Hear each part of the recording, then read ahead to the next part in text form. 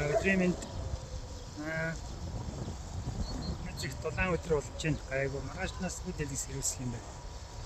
Тэгээд бид ойр нэг мини теннис гэдэг газрын теннис гэж байдаг шүү дээ. Газрын теннисний арай жижиг талбайд тоглох хөвлөр.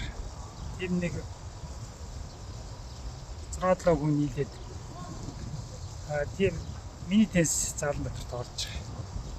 Энэ болохоор газрын теннисний өмнөх шат. Эхлээд хүүхдүүд энтрийг сурахад зориулсан зөөлөн бөмбөгөөр жижиг талбайд тоглоно. Мэдээж талбай хөвлөв. Газрын теннис ч том талбайд хатуу бөмбөгөөр тоглодог. Их үйж барих шаардлагатай. Яг том талбайд тоглодог учраас хэрэг дотор заалан тоглоё гэх юм бол 20 хүн заалаа тоглодог сакс тоглодог талбайд 2 хүн тоглох чийтэй. Жог үнэтэй болчиход байгаа хэрэг. Яг жижиг талбайд ингээд сурах зүгээр юм уу гэж бодоод мин теннисээр эхлүүл яасан бэ гэж оролдож байна. Тэгээд жижиг юм клуб үүсгэх юм уу ингээд хэдүүлээ нийлээд цаг аваад ингээд тоглоно гэдэг чинь эхэндээ ер нь жоохон хэцүү байдаг л да. Би ч спорт дуртай янз бүрийн болсон болоогүй спорт үзэл тийм жижиг клуб хийгээл тэгээд нэг явдаг. Тэгээд энэ явуулахын тулд яах вэ гэхээр хүмүүс нь хийдвэхтэй ерөнхийдөө зоригтой гэх юм уу байвал урт хугацаанд яваад хүнийхэн тоо нэмэгдээд ерөнхийдөө тогтворж үйл ажиллагаа. Тэгэхээр шийдгээд ийм жижигхэн клуб ноолоос ихсэн клуб нэг жил ч юм уу хагас жил яваад боллоо гэхэд нэг харамсаад байх юм байхгүй. Яг гэх юм бол энэ толгой хэмжээнд тэр үед хүмүүс би хаагаа хөдөлгөөд үндсэн техникээ сураад тэрнийг нөө харж байгаа өнцгөөс л болох байх л та. Тэрнээс нэг юм уу 2 сар болоод болчих юм бол энэ нөө энэ чинь том төхөөрөмж хэрэгтэй, хувцс хэрэгтэй бүх юм бэлдсэн байдаг. Болчих юм бол жоохон харамсалтай. Тэгээд энэ интернет тухай би бас сонсч байлаа. Энэ одоо гүйлт нийтийн биеийн тамир гэдэг юм уу, эрүүл мэндийн төлөө биеийн тамир гэдэг юм гарсан юм нь болохоор Скандинавын орнууд Швед энтер 50-60 оны үед их дэлгэрсэн юм байна. Ер нь хүн эрүүл байхын тулд гүйж явах хэрэгтэй, дасгал хийж явах хэрэгтэй, спорт хийж чухал юм байна. Дугуй ч юм уу одоо юу гэдэг тийм. Тэгээд ерөнхийдөө улсаас нь ч гэсэн бодлого гаргаад эрүүл мэндэд хүчтэй улсын зардал гаргаж байхаас тэрнээс сэргийж ингээд зардал гаргах хэрэгтэй юм байна гэж шийдсэн юм байна. Тэгээд энэ хөдөлгөөнд 70-80-аад он Европ руу дэлгэрээд Америк руу дэлгэрсэн гинэ. Социализмын орнуудад арай 60-70-аад он ч юм уу. Энэ арай гэтээ социализмын орнд мэдээж манайх социалист орн байсан шүү дээ. Гэтээ энэ нь болохоор мэдээж нийтийн баян тамир хүний эрүүл мэнд гэсэн. Нөгөө талаар одоо олон нийтийн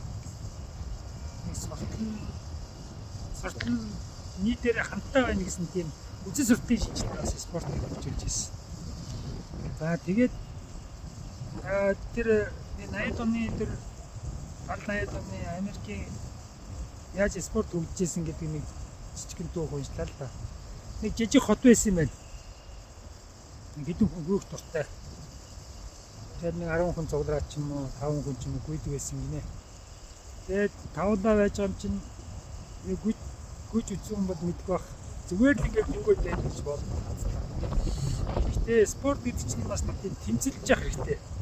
Тэмцэлж явах юм бол уралдаан байх юм бол гүйс үрдэнгөө шалгах чинь тэгээд урам зориг ингээд бас нэг тийм цаашдаа урт хугацаанд явах төлхөр болдог.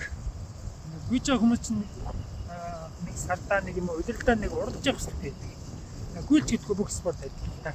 Тэгээд цал гэж чи гүйж аваад нэг удирдаа нэг ч юм уу тэмцээн зохиод сардаа нэг ч юм уу жижиг юм яг өөрсөнд дундаа нэг 10удаа энэ чинь 10удаа зохино шүү дээ.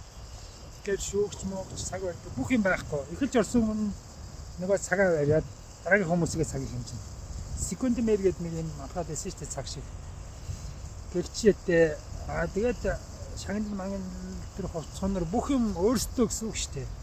Социализмын үед бол яг мэдээж бодлогоор засгаас одоо байгууллагын тэмцээн боллоо гэхэд тэр зардал мандлын гараад сумаас ч юм уу сум дүүргээс ингэж явуулдаг гэсэн.